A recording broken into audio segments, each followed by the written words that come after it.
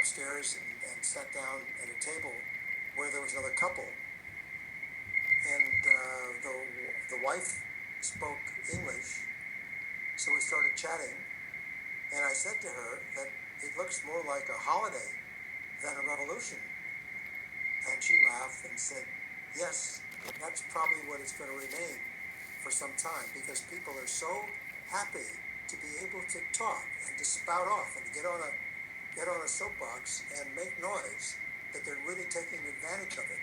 They've never had that opportunity for the last 30 years, 40 years. So they're really reveling in the freedom that they've got right now. But she said that when the election comes, then there's going to be some fights. And she said it could be kind of nasty at that point. Do you know what that noise is? Can you hear that? Why getting all that noise? Oh, What? there's it's going away again. Yeah, that. Is that your computer? I have no idea.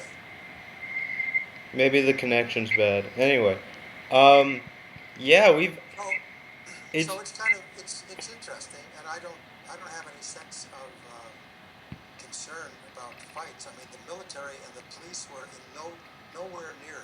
They were hiding. Well, They, what's your job over there? my job has to do with the African Development Bank. It has nothing to do with the Tunis government. Uh, And I'm doing a review and evaluation for them. So it's totally a different issue. we're just kind of everybody at school is just kind of sitting here. They'll open the newspaper and they'll go, "Oh, Egypt, that was really cool," and then 2 weeks later, "Oh, Bahrain, all right," and now it's Libya, and we're just going crazy. No, Yeah. nobody Well, quite knows because everybody's doing their work here, so everybody's always busy. And then you open the newspaper and you realize all of Northern Africa is reforming their dictatorships. absolutely. It's really very exciting. It's It's also fantastic. Libya is scary. Yeah, no, that's not going well. No, That's no, it's that they actually they just released a news article on the Times today that say warplanes and helicopters fired upon the protesters. They're yes, I heard that. But there's also even later news than that. The um, deputy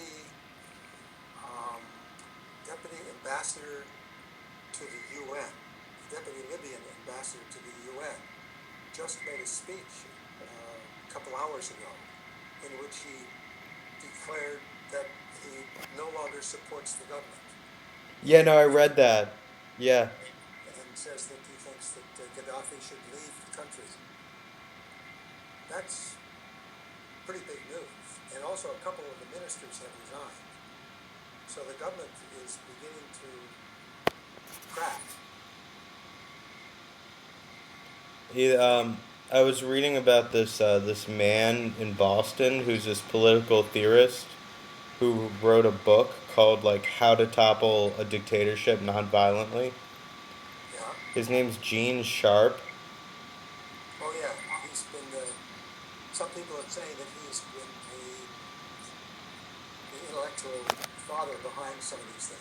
Yeah, that was real. I thought that was fascinating. I don't know how much credit goes to Americans, but like, yeah,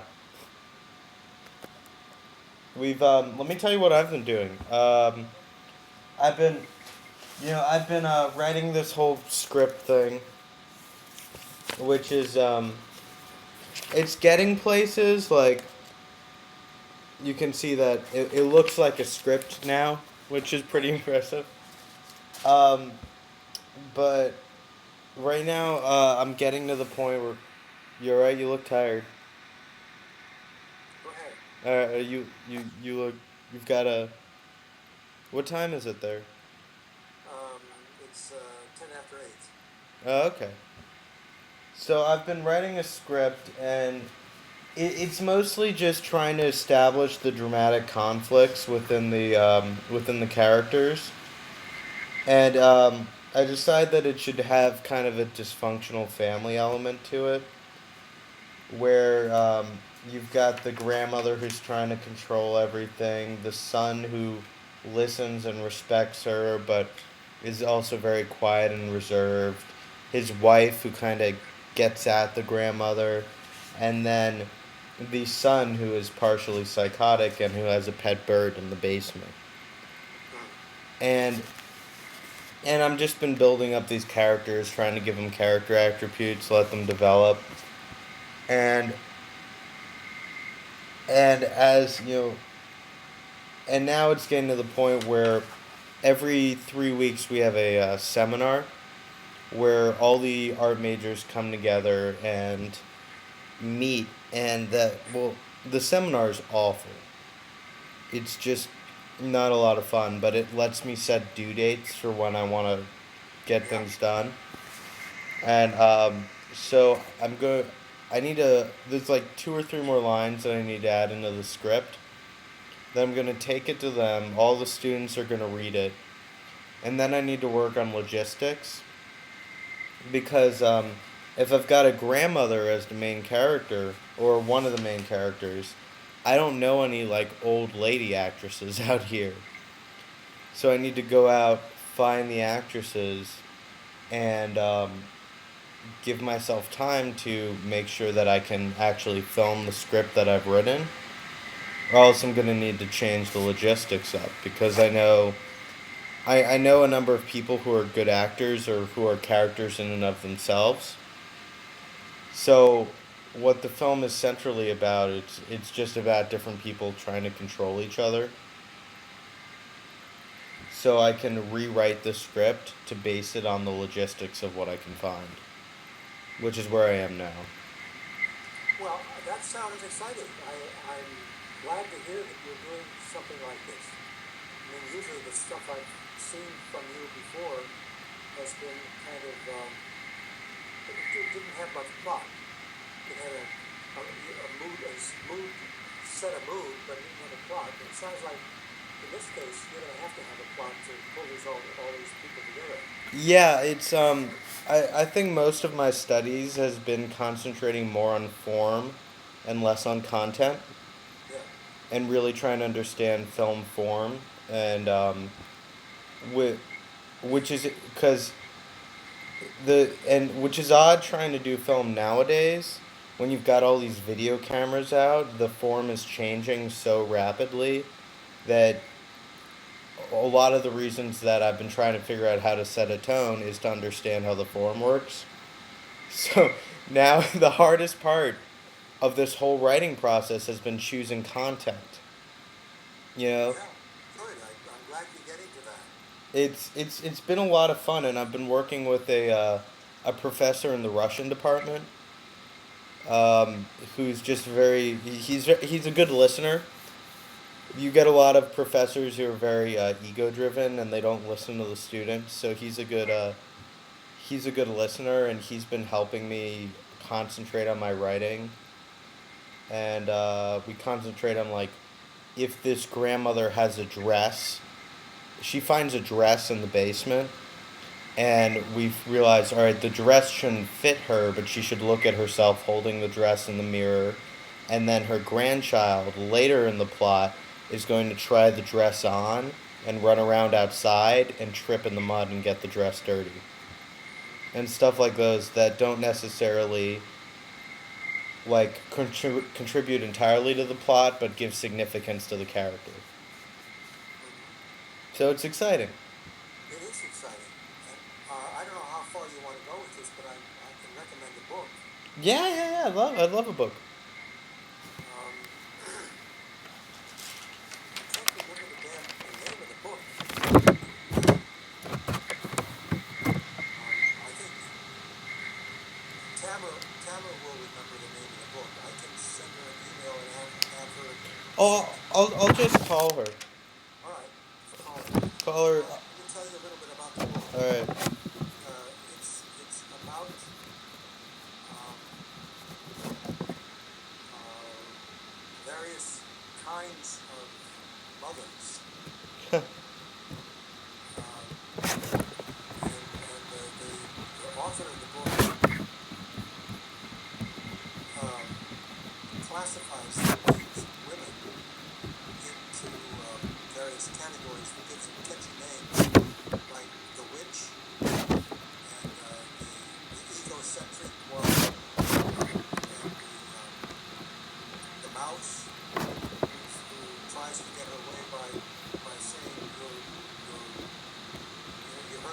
killing me. Stop, stop what you're doing. Do what I want you to do, because otherwise I'm gonna die. And every one of these women who she takes up have these different personality quirks that she puts them all down into one. I mean, she has one general category for all of them, Yeah. but then she has examples of real life people under each of her categories. And some of the stories that she gives are very, very dramatic.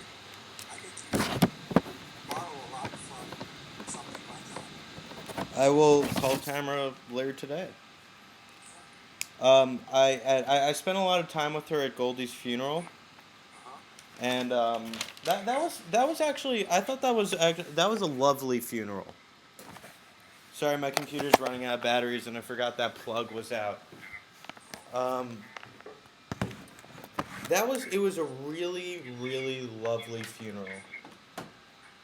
Well, that's good. It was, and I spent a lot of time with Tamara in the car because she didn't know anybody, Uh-huh. and I need to call them actually and check up on everybody, but it was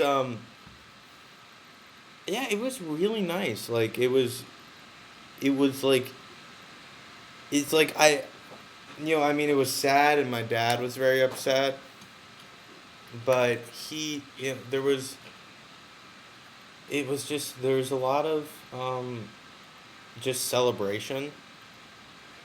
And I kept saying, I don't think there's anything really to be sad about other than the fact that she's gone. Cuz she was so lovely. I thought she was fantastic. Yeah. Yeah. I gather your father made a very nice presentation. It was more reserved than he usually is. I thought he talked about have you talked to my mother at all, or She hasn't told me what he said. he She s- just said that she was very proud of him. he said he said she should be called a mother with a capital M. He was saying that Ben was doing a tutor and they were doing some sort of letter about mothers, and somebody said that mother should be capitalized, and they looked it up, and he's like, no, mother shouldn't be capitalized, but with Goldie he was saying she should be a capital M. And then he described the house that he grew up in and the house that she was able to establish being a mother in, and how she influenced, and he talked about the living room, the basement, different areas, and I think that was it. There's a metaphor for the home and the capital M. I thought was very good. Oh, that's nice. Yeah, he did a very good job.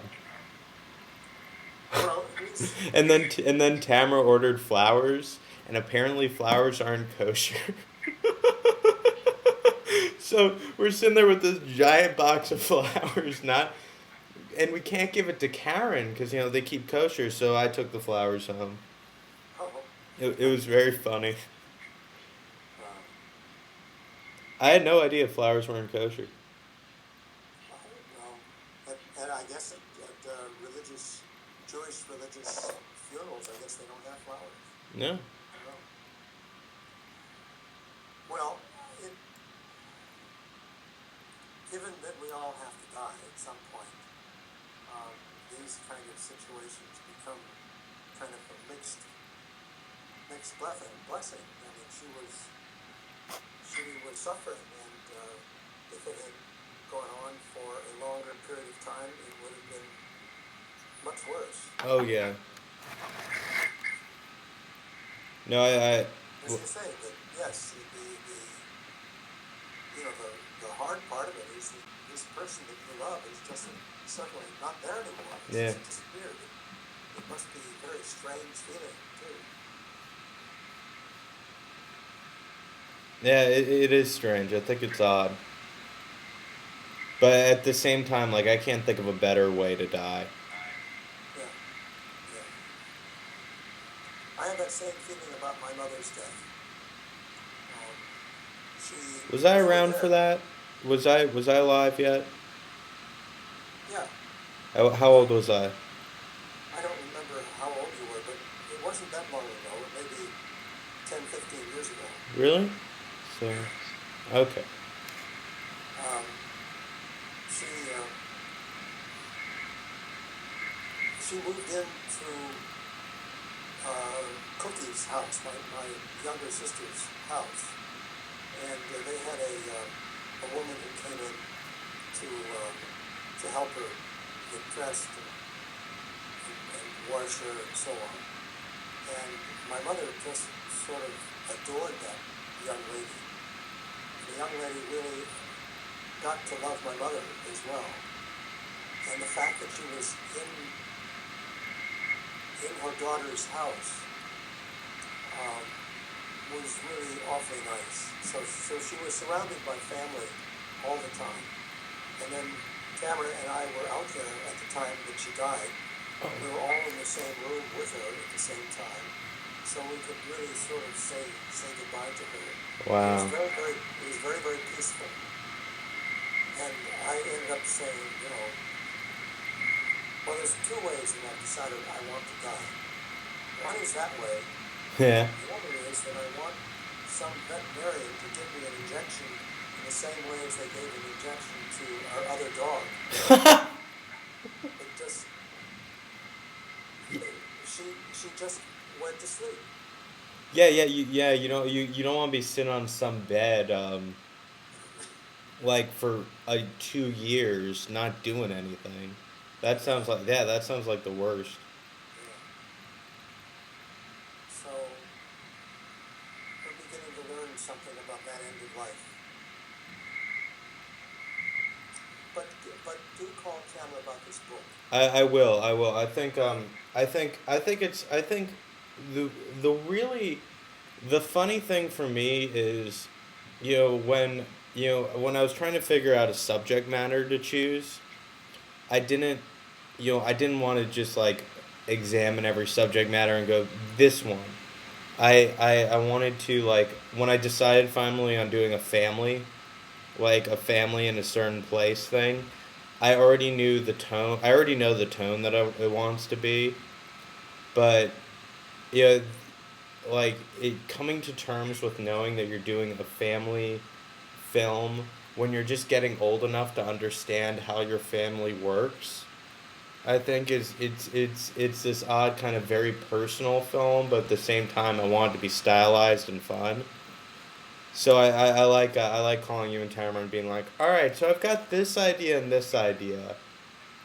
and now I need actually to compare it to literature, and not just comparing it to like my personal observations. Well, literature and also, in this case, psychology. Oh yeah, The author is a psychologist or a really? yeah, and she classifies um, women. She has a whole, sort of a list of characteristics that together make up this kind of syndrome. So you can take from that and dream up little things that would indicate which parts of this syndrome your grandmother has. Not my grandmother, the character's grandmother. Category. Well, that's what I Yeah. mean. Yeah. That'll be fun. It started off as actually the film started off as a bit of a joke, kind of like what you were saying, where I was actually thinking about Grandma Goldie a couple weeks before she died, and I like to just draw when I start off writing because it gives you an image to refer to, and and I thought, man, wouldn't it be funny if she escaped from like, if the character escaped from like a care home, if the character escaped from like a care home not by walking out the door, but by like climbing over a fence, almost as if it was a prison. So it Uh-huh. started off as being like a kind of a joke on the prison escape movie, where except it's a bunch of old ladies escaping from a nursing home, Yeah. and and Okay. and then I was like, all right, that's funny, but I feel like that image could, you could, that movie could be like 2 minutes long, and it'd be really. That's right. That's all there is to it. Yeah, so I started thinking about this like woman, and where she go from there once she escapes. And then I thought about just uniting this whole family drama around her coming to the house and there being a terrible barbecue. By the way, the other thing about this book that you might get something out of is the fact that, as I said, it has stories about real people who fit these syndromes, just like my family is, and so that you might pick up some ideas about how family members react to this person that might be helpful to you also. Okay. Well, now I just need to call Tamara. Yeah. All right, I have class in an hour, and I need to. I'm reading. You want to see what I'm reading now? This is. Um,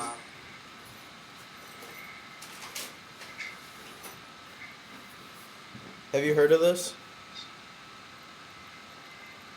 Samuel Richardson Hamilton. No, I have not. It's a book from the 18th century. It's one of the first novels, and when it was released, it was so popular that um, within the first year, 5 different editions were printed. Hmm. So the writer changed the book 5 different times over in the 18th century, using like the original printing press too. So I don't know how he managed to do that. And it's an epistolary novel, so it's all written in letters, and it's supposed to. Apparently, all novels in the 18th century were about virtue and vice, and what it means to be a good person. And it's about this, and the novel's 500 pages long, and it's just about this woman who's a servant to her master, and she keeps writing that her master is trying to seduce her, and eventually he locks her away in a manor and waits for her to feel attracted to him. She feels attracted to him, and they get married. And that happens in They 500. what? And they get married. Oh. And this happens in 500 pages. Hmm. So, I'm way behind, so I need to get back to it. Okay. Well, I got to do some work tonight too. So, well, I'm great. I'm really delighted that you called. Yeah, are you usually on at this time? Yes, anytime my computer is on, Skype is on. Wonderful. And usually I'm doing a little work after dinner, which is right now. So give a call again. I will. Talk to you later. Okay. Bye.